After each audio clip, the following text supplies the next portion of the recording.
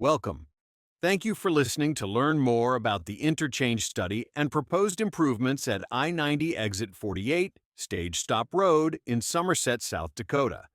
This presentation is given by Felsberg, Holt, and Ullevig, the consultants hired by the South Dakota Department of Transportation to help complete the Exit 48 interchange modification study. Steve Graham is the SDDOT project manager. The mission of the South Dakota Department of Transportation is to provide a safe and efficient public transportation system. Please find more information about statewide initiatives at dotsd.gov. Let's start with the purpose of the project, which is to provide a safe and efficient transportation system by bringing the interchange, bridge, and main line up to today's standards, while also preserving space for future I-90 expansion. The project is needed to bring the existing interchange into compliance with current standards, to improve efficiencies and preserve expansion opportunities. In short, the interchange has safety and capacity challenges today, and if we do nothing, those challenges will only get worse as traffic continues to grow. Updating this interchange now will ensure it continues to safely serve the community and regional travel for decades to come.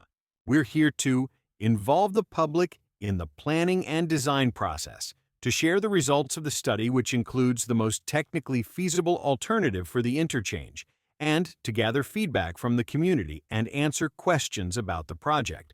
Our study area covers I-90 between Exit 46 at Elk Creek Road and Exit 52 at Peaceful Pines Road, including the Exit 48 interchange at Stage Stop Road. For context, Exit 46 design is nearly completed, I-90 improvements are being coordinated, and construction for Exit 46 is planned for 2026 to 2027. This study ensures that Exit 48 fits within that bigger picture. This interchange has been studied several times over the last 2 decades. In 2004, the I-90 Corridor Preservation Study first highlighted the need to plan for future growth. That was followed in 2008 by the environmental assessment from Exit 40 to Exit 51, which looked at how improvements might affect traffic, safety, and the surrounding environment. And every 10 years, the Decennial Interstate Corridor Study has reaffirmed the same message. Without improvements, traffic and safety challenges at Exit 48 will only continue to grow. This project builds on those efforts, moving us toward a construction-ready solution. When looking at traffic conditions, let's start with traffic volumes on Stage Stop Road, the local road that connects to Exit 48. In 2023, it carried about 4,500 vehicles a day. By 2055, that's expected to grow to around 6,300 vehicles per day. Trucks make up a small share of that traffic, between 2 and 3%. Looking at I-90 itself, traffic volumes are much higher. Today, about 21,000 vehicles use this stretch every day. By 2055, projections show that growing to nearly 35,000 vehicles daily. About 8% of that traffic is trucks, a reminder that this interchange serves both local travel and regional freight movement. So how do we measure whether an interchange design works? We use what's called level of service, or LOS. It's a letter grade from A to F that describes how smoothly traffic moves. A means free-flowing conditions, while F means heavy congestion and long delays. For this study, we've set level of service C as the minimum acceptable condition. That way, we can compare options and see which ones perform best in terms of delay and overall flow. Here's a look at how the interchanges are operating today compared to what we expect in the future. Right now, all 3 interchanges are generally functioning at acceptable levels. Exit 46 and Exit 48 both operate at level of service C or better, which is considered acceptable. Exit 52 performs well overall, though one location already shows some strain at level E. And along I-90 itself, traffic is still flowing well, with operations at level of service A or B. But if we look ahead to 2055, the picture changes. Exit 46 is expected to continue operating at acceptable levels, reflecting the planned reconstruction there. At Exit 48, we start to see real problems. 2 locations fall to level of service E. This is assuming we make no improvements. And at exit 52, one area degrades even further to level of service F, which means long delays and congestion. On I-90, most of the corridor would still operate acceptably, but one location would slip to level of service D, which is below the threshold we aim for. So the takeaway here is, while the system works today, it won't in the future without improvements. Exit 48 in particular stands out as the critical location needing attention. From 2018 to 2022, there were 371 reported crashes in the study area. 2 of those were fatal, both occurring on I-90. Most crashes happened on I-90 itself, with animal crashes being the most common type overall. Looking at the local interchanges, Stage Stop Road had the fewest crashes, while Peaceful Pines saw the most. The most frequent crash types were broadsides and rear-end collisions. When we look at crash rates, this corridor is performing a bit better than the statewide average for similar roadways. The crash rate here is 1.22 crashes per million vehicle miles traveled, compared to a statewide weighted average of 1.95. So, while the overall rate is lower than average, the types of crashes and locations still highlight areas where safety can be improved. As we've studied this interchange, several key concerns have come to the surface. We know future growth will bring more traffic, and the way the intersections operate today could become a bigger challenge down the road. The at-grade railroad crossing is another major factor, as is planning ahead for when I-90 is widened to 6 lanes. Side streets and driveways are very close to the ramps, and some of the ramp intersections are skewed, making sight distance and turning movements more difficult. The proximity of the RCP&E Railroad and nearby development adds even more complexity. We've also heard about the importance of safe pedestrian and bicycle connections, as well as addressing the age and condition of the existing bridge. All of these elements together are why this study is so important. It's about identifying solutions that can handle today's needs while setting the stage for tomorrow. Earlier studies identified several different ways the Exit 48 interchange could be improved. In total, 7 potential build options were carried forward, along with a no-build option for comparison. Each option assumes I-90 will eventually widen to 6 lanes, includes 3 or more lanes on Stage Stop Road over I-90, and provides a shared-use path for walking and biking. These options were shared at the previous public meeting. This is the no-build option. It leaves the interchange as it is today, with no major improvements. While it's always evaluated as a baseline, it doesn't solve the traffic or safety concerns we've identified. Option 1 is a shifted diamond interchange with Stage Stop Road carried over both I-90 and the railroad. This option improves traffic flow and eliminates the at-grade railroad crossing. Option 2 is a standard diamond interchange with Stage Stop Road going over I-90 but keeping the railroad crossing at grade. This is simpler to construct but still leaves the railroad conflict in place. Option 3 shifts the diamond interchange and carries Stage Stop Road under I-90 while keeping the railroad crossing at grade. This option changes how traffic flows under the interstate but does not remove the rail crossing. Option 4 is a shifted single-point urban interchange with Stage Stop Road under I-90. All ramps come together at a single signalized intersection. The rail crossing remains at grade in this option. Option 5 is another single-point urban interchange, but here Stage Stop Road goes over I-90 instead of under. Again, the railroad remains at grade in this concept.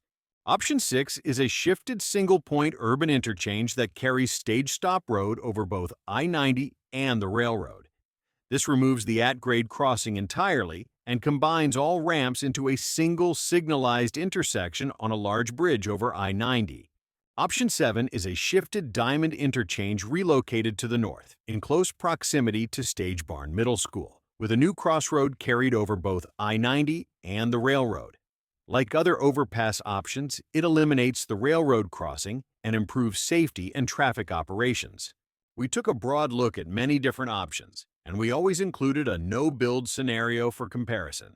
Every option was measured against the same set of criteria: safety, traffic flow, impacts to nearby properties, environmental considerations, cost, and how well it supports walking, biking, and access to schools.